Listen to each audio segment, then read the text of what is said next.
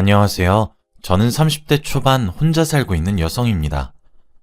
제가 얼마 전에 정말 소름 끼치는 일을 겪게 되었습니다. 그래서 임금님 귀는 당나귀 귀라는 심정으로 이렇게 사연을 보내게 되었습니다. 제가 보낸 이야기를 듣고 다른 사람들도 저와 같은 상황을 겪지 않으시길 바라는 마음도 있고 경각심을 항상 가지고 계셨으면 좋겠습니다. 제게는 3년 정도 만난 남자친구가 있었습니다. 지금은 헤어졌으나 편의상 남자친구로 쓰겠습니다. 저희는 둘 다 공통적으로 알고 있는 지인의 생일 축하를 하는 파티에 갔다가 서로 알게 되었고 남자친구가 먼저 제게 호감을 표현하며 다가왔어요. 저도 그런 뭔가 사랑에 대해 적극적이고 노력하는 생각들이 마음에 들어 호감을 느끼게 되었고 저희는 그렇게 자연스럽게 연인 사이로 발전을 하게 되었습니다. 실제로 저희들은 사이가 무척이나 좋았습니다. 남들은 사소한 걸로도 많이 싸운다고 하던데 저희는 그런 것들이 전혀 없었어요. 둘 다 입맛도 비슷한 게 한식이나 구수한 것들을 좋아하고 느끼한 것을 싫어했으며 취미도 활동적인 걸로 함께 나눌 수 있었거든요. 하다못해 영화도 둘 다 액션이 나오는 역동적인 영화를 좋아했어요. 정말 천생연분이란 생각이 절로 들 정도였고 운명의 만남이라도 이룬 듯한 착각이 들었죠. 웃음이 나오는 포인트도, 눈물이 흐르는 감동적인 포인트도, 슬플 때, 화가 날 때, 기타 등등 감정적인 부분도 너무 잘 맞았고 취향, 성격, 사상, 가치관 등등 뭐 하나 나무랄 것이 없었습니다. 남자친구는 또 평등을 외치는 편이라서 제가 요리를 하면 설거지를 하는 식으로 뭐 하나 저 힘들게 하거나 그러는 행동들도 안 하고 정말 저만 위해주고 저만 바라봐주는 그런 남자였습니다. 사실 저는 비혼주의이자 비출산주의였습니다. 저는 결혼을 해서 누군가의 아내, 누군가의 엄마로서의 삶을 살고 싶지 않았고 오로지 한 사회를 살아가는 여성으로서 살아가고 싶은 마음이 강했거든요. 그렇다 보니 당연히 여자 몸 하나 버려가면서 아이를 낳아 기르는 것도 저는 별로 좋게 보이지 않았고 자연스럽게 출산도 하지 않아야 되겠다는 생각을 가지게 되었습니다. 저는 임신과 출산이 분명 새로운 생명의 탄생을 축하해야 하는 일은 맞다고 생각하고 당연히 받아야 할 축하라고 생각은 하고 있지만 그것조차 한 여자의 희생으로 태어나는 것이라면 여자가 희생을 감수하고 받아들이겠다고 결정했을 때 태어나야 한다고 생각하거든요. 그런데 제 남자친구는 저의 이런 생각을 정말 지지해 주었습니다. 사실 이렇게 결혼도 출산도 아이도 모두 원하지 않는다고 말을 하면 보통 사람들은 대체 왜 그러냐고 물어보기도 하고 이해가 전혀 되지 않는다는 눈빛을 보내며 관계를 정리하거나 그러거든요. 그리고 제가 가정을 책임질 생각이 없다 보니까 그런 생각도 존중은 하는 편입니다. 그래서 깔끔하게 헤어지기도 하는 거고요.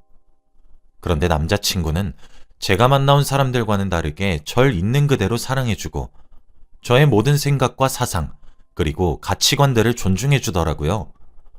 정말 이렇게 생각이 잘 통하는 사람이 있단 것에 너무 신기하면서 감사한 마음이 들었고, 이 남자와는 정말 결혼을 하고 이 남자를 닮은 아이를 볼 수 있다면 내가 희생을 감수할 수 있다는 생각이 마구마구 들기 시작했죠.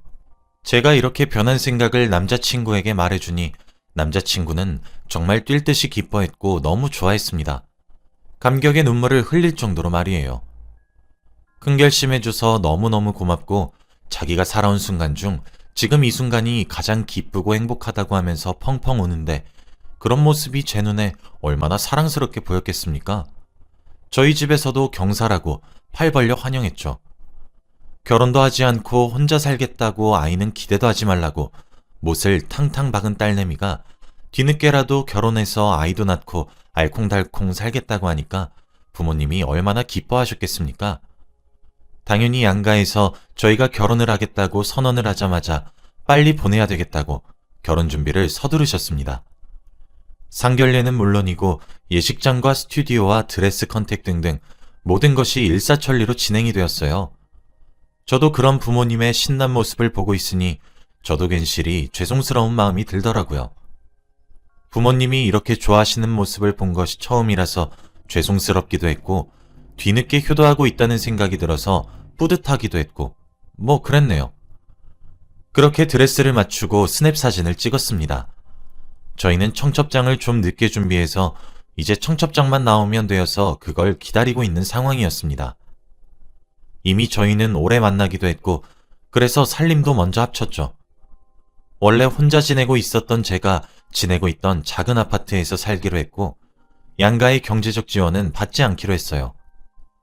솔직히 사귀면서도 남자친구가 저희 집에 자주 놀러 오기도 했고 몇 번 자고 가기도 해서 반동거처럼 지내긴 했어서 별로 막 색다르거나 하진 않았죠. 그냥 이제와는 달리 자고 간다는 것이 합법이라서 좋다. 뭐 이 정도의 느낌이었던 것 같고 남자친구의 짐이 본격적으로 저희 집에 하나둘씩 들어오는 느낌이었어요. 침대만 좀 큰 사이즈로 바꾸고 살림살이도 뭐 제가 쓰던 거 계속 사용하기로 했죠. 그러던 어느 날이었습니다. 남자친구와 함께 잠을 자고 있었는데 남자친구에게 전화가 한 통 걸려오더라고요. 남자친구에게는 20년도 넘은 정말 친한 친구가 한 명 있었는데 그 친구의 아버지가 돌아가셨다는 전화였습니다. 소중한 친구여서 그런지 남자친구는 전화를 받자마자 바로 가겠다고 했고 옷만 갈아입고 상을 치르는 것을 도와주게 될 것 같으니 3일 정도 못 들어오겠다고 제게 설명을 하더라고요. 그런데 저도 3년이란 시간 동안 남자친구를 만나오면서 그 친한 친구분의 얼굴을 보지 못했던 것도 아니고 종종 남자친구가 친구분을 설명할 때 형제 같은 친구라고 몇 번씩이나 언급했었어가지고 저도 쿨하게 보냈습니다. 제가 남자친구였어도 똑같이 행동을 했을 것 같았거든요. 그렇게 남자친구가 없는 동거 생활을 하고 있었습니다. 합법적인 동거를 시작하고 처음으로 남자친구 없는 침대에서 자게 되었어요. 그래서 그런 것인지 아니면 마음가짐이 달라져서 그런 것인지 참 싱숭생숭하더라고요. 뒤척이다 겨우겨우 잠에 들었는데 갑자기 제게 전화가 걸려오더라고요. 전화 발신인을 보니 저희 부서 팀장님이셨습니다. 제가 다니고 있는 회사는 해외를 대상으로 사업을 하는 회사입니다. 그래서 시차 같은 것들에 의해 종종 자고 있는 새벽에 전화가 오기도 하거든요. 상대 클라이언트 시차에 저희가 맞추고 있어서요. 보통 그렇게 자고 있을 때 연락이 오는 일은 드물어요. 그래서 그런지 만약 그런 연락이 오면 보통 일이 아니란 소리입니다. 당연히 시겁한 채로 일어나서 전화를 받았고 아니나 다를까 제가 보낸 파일에 오류가 생겨 새롭게 보내드려야 되더군요. 그런데 제가 마침 그날따라 회사에 제 태블릿 PC랑 노트북 둘 다 두고 왔더군요. 그래도 저는 항상 제가 만든 모든 파일들을 언제든 사용할 수 있게 항상 인터넷 클라우드에 백업을 시켜놓기 때문에 다행히 노트북만 있으면 가능한 상태였습니다. 어쩔 수 없이 남자친구의 노트북을 열었어요. 그렇게 급하게 일을 처리하고 난 뒤 노트북을 덮으려고 하는 바로 그 순간이었어요. 어차피 심장이 떨어진 것은 아닐까 싶을 정도로 무척이나 놀랐기 때문에 잠도 달아난 상태였거든요. 그래서 이왕 남자친구도 없겠다, 노트북에 이상한 거라도 있나 싶어서 반장난식의 마음으로 노트북 여기저기를 눌러봤습니다. 그런데 저도 컴퓨터를 다루는 것에 좀 능숙한 사람이거든요. 어쩌다 바탕화면을 크게 드래그를 하게 되었는데 한 폴더를 투명하게 만들어 놨더라고요. 그런데 투명하게 만들어도 폴더 자체는 살아있기 때문에 드래그를 하게 되면 보이거든요. 당연히 순간적으로 호기심이 생겼고 그 폴더를 열어보게 되는 것은 당연했습니다. 그런데 그 폴더 속에는 정말 상상치도 못한 것들이 들어있었고 폴더 속에 저장되어 있는 파일들의 정체를 안 순간 저는 정말 차라리 기절을 하고 싶었습니다. 연도별로 날짜별로 저장되어 있는 엄청난 양의 사진과 동영상이 있었거든요. 그런데 제가 충격을 받았던 이유는 그 모든 사진들과 동영상들의 주인공이 바로 저 한 사람이었기 때문입니다. 처음엔 눈을 의심했습니다. 두 눈으로 보면서도 믿기지가 않았거든요. 그런데 제가 충격을 받은 것은 또 하나의 이유가 더 있었습니다. 저랑 남자친구가 만나고 서로가 서로에게 반하고 호감을 가지고 관계가 발전하고 이 모든 과정을 아무리 넉넉하게 잡아도 3년하고도 반년 정도의 시간이 걸리거든요. 그런데 약 5년 전 정도부터 제 사진이 찍혀 있더군요. 물론 사진의 앵글과 동영상들 모두 몰래 찍은 듯 했고요. 저는 이해할 수가 없었습니다. 아니, 이해를 하지를 못했습니다. 지금 내가 뭐를 잘못 알고 있는 것은 아닌지, 내가 무엇을 보게 된 것인지 하나도 모르겠더라고요. 숨이 가빠오고 너무 커다란 충격에 시간이 어떻게 흐르는지도 모르겠더라고요. 심지어는 연별로, 월별로 저장된 파일들 중에서 가장 최근 파일을 열어보니 불과 일주일 전에 업데이트가 된 영상이 하나 있었습니다. 그런데 그 영상조차도 제가 화장실에서 샤워를 하는 영상이더군요. 그 이외에도 저희 집 곳곳에서 제가 알아차리지 못하는 순간에 찍혀있는 영상들이 무척이나 많았습니다. 설마 하는 심정으로 그 영상들을 찍었던 곳을 뒤졌습니다. 무슨 생각을 하고 있는지도 기억이 나지 않아요. 그런데 거실에 한 개, 화장실에 한 개, 제 화장대 거울 근처에서 한 개, 30분 동안이나 아주 교묘하게 숨겨져 있는 몰래카메라를 발견했습니다. 요즘은 USB처럼 생긴 것도 있고 자동차 열쇠처럼 생긴 것도 있고 소형 카메라들이 아주 교묘하게 숨겨져 있더군요. 그래도 충전용 카메라여서 그런지 실시간으로 감시할 수 있거나 이런 종류는 아닌 것 같더라고요. 그 자리에서 한참을 주저앉아 있었고 더 이상 이곳에 있으면 안 되겠다는 생각이 들기 시작했습니다. 하지만 제가 비밀번호를 바꾸거나 그렇게 대응을 하더라도 남자친구는 이제 곧 저와 부부가 될 사람이니까 열쇠 아저씨에게 부탁해 문을 따고 들어올 수도 있고 이렇게 불안한 결과가 초래될 수도 있다는 생각에 미치니 집을 버리고 떠날 수도 없겠더군요. 그때 시계를 보니까 이미 새벽 5시를 넘기고 있었습니다. 실례인 것을 알지만 그때 팀장님께 전화를 걸었습니다. 참고로 팀장님도 여자분이시거든요. 그리고 저와 함께 업무를 쳐내시는 분이셔서 사적으로도 친한 사이이기도 하고요. 팀장님도 전화를 받더니 아까 당황했지. 오늘 새벽에 고생 많았으니 점심시간 이후까지 출근하도록 해. 라고 하시더라고요. 따뜻한 말씀에 눈물이 펑하니 쏟아졌고 엉엉 울면서 횡설수설거리며 자초지종을 설명했습니다. 팀장님은 제 이야기를 당황한 티는 많이 나셨지만 차분히 들어주셨고 제 이야기가 거듭되면 거듭될수록 말이 사라지셨고 경악만 하셨습니다. 저는 지금 가족들에게 알릴 것이고 경찰에도 신고할 것인데 그렇게 해결을 하고 사건을 접수하고 그러기 위해선 3일 정도만 다급하게 휴가를 신청해야 할 것 같은데 허락해달라고 회사에 말 좀 잘해달라고 울면서 부탁을 드렸고 팀장님은 개인적인 사유로 휴가 처리를 해놓을 테니 회사 걱정하지 말고 정신도 놓지 말고 정신 똑바로 차리고 일 처리를 하라고 신신당부를 하셨습니다. 제가 팀장님께 말한 이유는 회사에서 제가 빠지기 위해 핑계를 대기 위해서였고 팀장님은 저와 친하기도 하고 서로 사적인 이야기도 많이 해서 좀 도와주셨으면 하는 마음이었거든요. 그렇게 회사를 어떻게든 해결했습니다. 그때 시간을 보니까 새벽 6시 반이더군요. 저는 남동생에게 전화를 걸었어요. 남동생은 누나 하면 껌뻑 죽습니다. 저와 나이 차이는 별로 나지 않는데 제가 워낙 어렸던 시절부터 우쭈쭈 해주고 업어 키우다시피 했었거든요. 어머니와 아버지가 일이 너무 바쁘셨기 때문에 제가 항상 밥도 해먹이고 그래서 제가 두 번째 엄마라고 봐도 될 정도로 동생을 잘 돌봤거든요. 그래서 그런지 동생도 저를 너무 잘 따르고 누나 말 한마디면 끔뻑 죽는 신용도 할 정도로 우리 남매 사이는 우애가 아주 좋습니다. 그런데 아침 대바람부터 결혼 앞둔 누나가 엉엉 울면서 대성통곡을 하면서 전화를 자신한테 거니 제 동생도 얼마나 놀랐겠습니까? 당장 제가 지내고 있는 곳으로 온다고 했고 동생을 기다렸어요. 차마 부모님께는 수치스러워서 알리질 못하겠더군요. 동생은 그날 아침 다급하게 회사에 월차를 내고 저희 집에 아침 대바람부터 들이닥쳤습니다. 일단 제가 엉엉 울고 있으니 저를 우선적으로 달랬어요.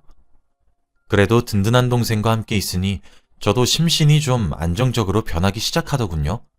그렇게 동생에게 남자친구의 노트북을 보게 된 이야기, 그리고 그 안에 무엇이 있었는지에 대한 이야기 등을 했습니다. 동생도 경악에 찬 눈길로 제가 찍힌 영상과 사진을 일일이 보진 않았지만 대충 어느 정도의 수위인진 작은 사이즈로 봤고 그 후 경악을 하더라고요. 동생은 저에게 누나, 정신 똑바로 차려야 돼.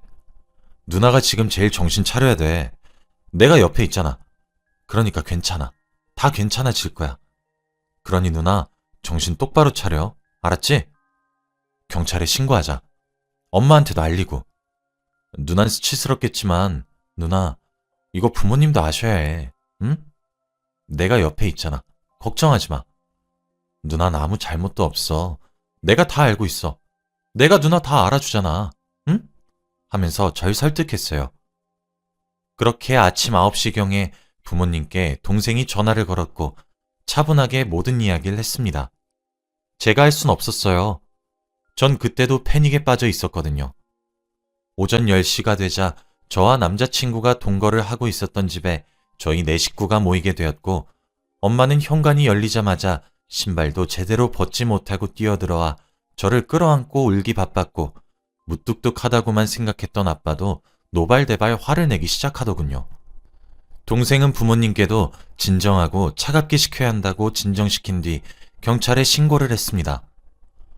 저희는 최대한 빠르게 모든 증거를 찾아가서 증거로 채택되어 그것이 문서로 남길 원했습니다.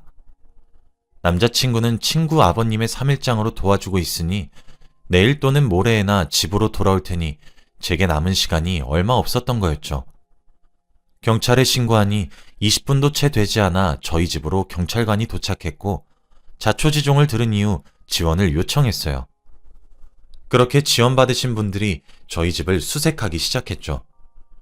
어차피 아직 혼인신고를 한 것도 아니었고 집도 제 명의였으니까요. 그렇게 저희 집 수색 결과 소형 몰래카메라는 총 10대가 추가적으로 더 나왔고 모든 카메라에 지문을 채취했습니다. 남자친구의 노트북도 압수가 되었어요. 그렇게 경찰서에 찾아가 사건의 주소도 다 쓰고 난 뒤 저희 부모님은 제 예비 시댁이 될 뻔한 곳을 찾아갔습니다. 그리고 찾아가자마자 아빠는 시댁에서 깽판을 치셨고 욕 한 번 하지 않았던 엄마도 쌍욕을 하기 시작했어요. 동생도 합세하고 싶어하는 눈치였는데 제가 너무 불안한 상태라 그런지 제 곁을 지키더군요. 영문도 모른 채로 어리둥절하면서 당황하는 그 집 부모들은 왜 이러는 거냐며 소리를 빽 질렀고 저희 아빠는 자초지종을 거의 고함을 지르듯 이야기를 하기 시작했어요. 당연히 그 집에서도 충격을 받았고 어머님은 주저앉으셨고 아버님은 남자친구에게 전화를 걸더군요. 상황이 상황인지라 남자친구는 아버지의 설명도 채 듣지 못하고 바로 이쪽으로 오겠다고 한 뒤 찾아오더군요. 지금 생각해보니 아마 몰래카메라라는 단어 하나만 듣고 난 뒤 모든 상황을 예상했던 것 같습니다. 그러나 저는 더 이상 남자친구를 보고 싶지 않았고 자리를 뜨고 싶었고 제 의견을 존중해 저희 가족들은 저를 데리고 자리를 피했습니다. 동생은 그 집을 떠나기 전 이렇게 깽판 친 것들 다 청구하라고 말했어요. 우리도 더 이상 좌시하지 않을 거라고 스토커 집부터 몰래 촬영 영상들까지 모든 것들 이미 경찰에 신고했고 증거로 채택될 것이니까 이걸로 소송 걸 거니까 콩밥 먹을 준비나 하고 있으라고 소리를 지르더군요. 그렇게 며칠이 지났는지 모르겠습니다. 저는 너무 정신적 충격이 큰 탓에 결국 팀장님께 더 이상 회사를 다니지 못하겠다고 얘기를 드렸고 팀장님께선 저를 말리시며 장기 휴가를 대신 주셨습니다. 무급 휴가로요. 제가 경찰 측에서 더 이상 가해자와 엮이고 싶지 않다고 전달하니 남자친구와의 연락수단은 전부 끊겼지만 사건의 진행 상황은 알게 되었어요. 저희 가족이 정말 두 손 두 발 다 걷어붙이고 나셨거든요. 남자친구는 5년 전 어느 날 저를 길에서 스치다 만났고 그때 한눈에 반하게 되었고 스토킹을 시작했다고 하더군요. 그리고 생일 파티를 했던 지인도 저와 만나기 위해 계획적으로 접근을 했던 거였고 저에게 대시하고 연인 관계로 발전한 이후에도 음침하게 저의 일거수일투족을 감시하고 있었던 거였습니다. 결국 결혼은 당연히 취소되었고 모든 피해 보상을 남자친구에게 청구하는 것은 당연했고 형사와 민사 두 방법으로 소송을 걸었고 남자친구는 결국 징역을 살게 되었습니다. 저는 지금은 팀장님의 배려를 받으며 직장을 다니고 있지만 공황장애와 불면증이 생겼고 정신과를 다니며 심리치료를 병행하고 있으며 약 없이는 가까운 곳도 외출하지 못할 정도로 심각한 타격을 입게 되었습니다. 이번에 느끼게 된 것은 세상이 험한데 이것을 막으려면 저처럼 혼자 사는 여성들이 경각심을 가지고 예민하게 안전에 반응하며 정신을 바짝 차리는 것밖에 없다는 생각이 들었습니다. 저는 시간이 약이란 생각을 하면서 어떻게든 버텨내고 있고 또 살아내고 있습니다. 여러분들 중에서도 혼자 사는 분이 있으시다면 제 이야기를 듣고 조금 경각심을 가졌으면 좋겠습니다. 안전은 항상 경계해도 모자라다고 생각이 드는